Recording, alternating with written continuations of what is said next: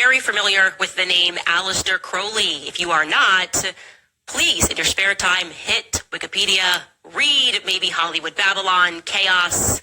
Look, the short and the thick of it is the elites practice occult sex magic. You just gotta accept that that is a circumstance at the top. They've been doing that for a long time.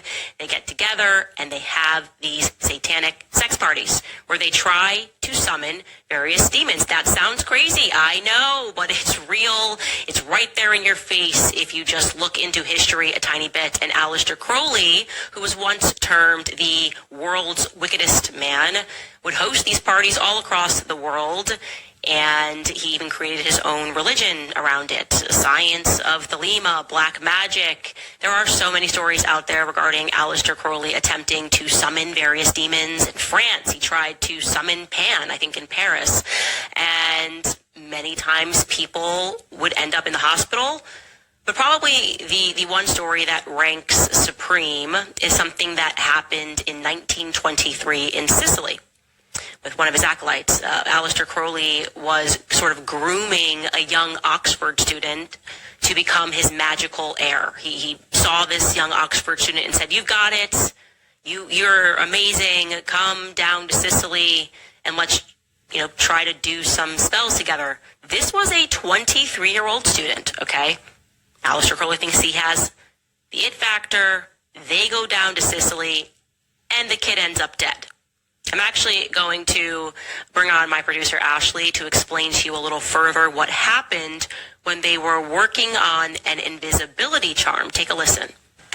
Yeah, so basically, Aleister Crowley was convinced that he was able to make himself invisible, and he was trying to bestow that power upon his little magical heir, Raoul Loveday.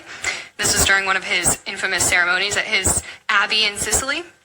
But during the experiment, they both got really sick. Aleister survived. He was fine. But the nurse that was helping them said that Raoul became slowly fainter and fainter until he just completely disappeared. And so Aleister buried him in a quote-unquote empty coffin. Like there was absolutely nothing in it. So I'll tell you why this is important, why Aleister Crowley is so significant to the things that are happening today, okay? What ended up happening was Mussolini, the evil fascist, kicked him out of the country for being a Satanist. Fortunately for Aleister Crowley, this didn't actually matter because he was friends with the elites all over the world, including, and this is just a historical fact, a woman by the name of Pauline Robinson, who would eventually, after spending time with her friend Aleister Crowley, 8.5 months later, she gives birth to Barbara Bush, okay? This is just, again, a little over 8.5 months after hanging out with Aleister Crowley.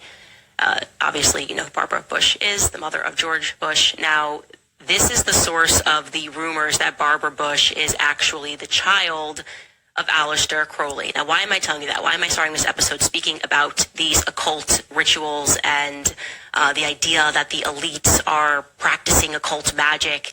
It's because it's important that as we begin to connect dots throughout this series, that you fully digest, as I told you yesterday, that Operation Paperclip, wealthy occult perverts like Sigmund Freud and his boys, referring to them as scientists, saying that they had scientific breakthroughs so they could go on doing perverted things and go on being the elites. The same families have been in power for a very long time. Everything else is just an illusion, okay?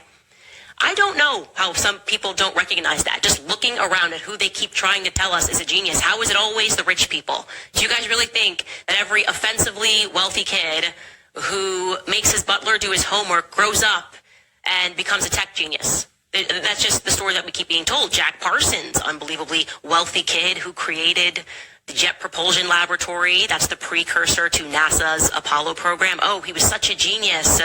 He was trying to literally summon demons. He was Aleister Crowley's protege. He was doing the exact same thing that Aleister Crowley was doing. Throwing elite sex parties, saying we're going to create a moon child, everyone, sex, drugs.